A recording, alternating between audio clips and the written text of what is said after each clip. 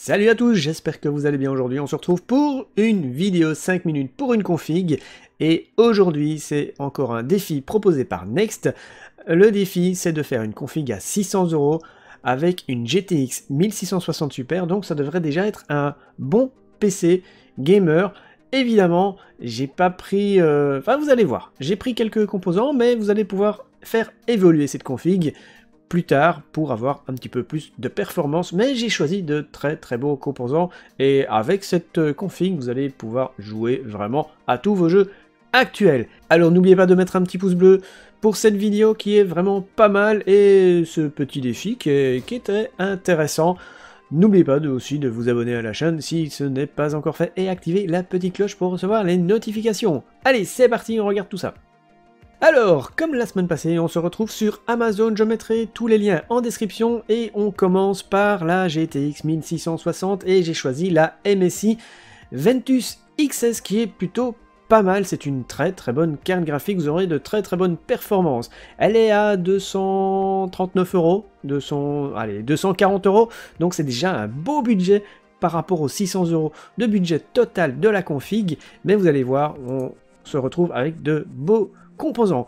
Pour le processeur, j'ai choisi un Ryzen 5 2600X, c'est un très bon processeur qui est relativement pas très cher et franchement vous pouvez y aller les yeux fermés, vous allez pouvoir peut-être upgrader plus tard et prendre un Ryzen 5 3600, mais pour l'instant ça fait très bien l'affaire pour pouvoir jouer à tous vos jeux actuels. Pour mettre ce processeur, évidemment il vous faut une carte mère en B450, hein, parce que pour le prix, eh bien, on n'a pas de miracle. Et pour une fois, j'ai choisi une carte mère de chez ASRock, la ASRock B450M HDV. Et elle est sympathique. Elle a vraiment tout ce qu'il faut. Il n'y a pas de problème pour mettre votre processeur. Bon, c'est une carte mère en micro ATX. Vous n'avez que 2 emplacements pour la mémoire RAM, mais vous allez voir, il y a moyen de mettre ce que vous avez besoin. Vous avez l'emplacement pour votre carte graphique, c'est suffisant. Vous n'avez pas besoin de plus. Donc, voilà, carte mère suffisante, elle fera vraiment l'affaire. Alors, pour la mémoire RAM, comme on n'a pas un énorme budget, je suis resté avec une barrette de 8 Go, la Corsair Vengeance LPX en 8 Go en 3000 MHz avec un cache 16 qui est vraiment déjà très bien. C'est largement suffisant et si vous voulez rajouter une barrette de 8 Go plus tard, eh bien vous pouvez le faire puisque vous avez 2 emplacements et là vous aurez 16 Go, ça sera vraiment bien pour jouer. Pour le stockage, on va pas mettre un gros stockage, on va prendre un stockage de chez Silicon Power de 240 Go en SSD, donc ça sera largement suffisant pour mettre Windows, pour mettre quelques petits programmes que vous allez utiliser et peut-être un ou deux jeux. Par après, vous pouvez rajouter un autre SSD, voire un HDD pour stocker vos photos, vos vidéos ou même vos jeux. Pour placer tout ça, eh bien, il nous faut un boîtier. On n'a pas un très gros budget, mais j'ai quand même choisi un boîtier qui est relativement correct, même s'il y a quelques petits inconvénients sur ce petit boîtier. Je l'avais déjà présenté dans une vidéo top 5, c'est l'Aerocool Split, c'est un boîtier ATX. Vous aurez la place pour votre config, vous avez l'alimentation qui se trouve dans le haut, dans ce boîtier.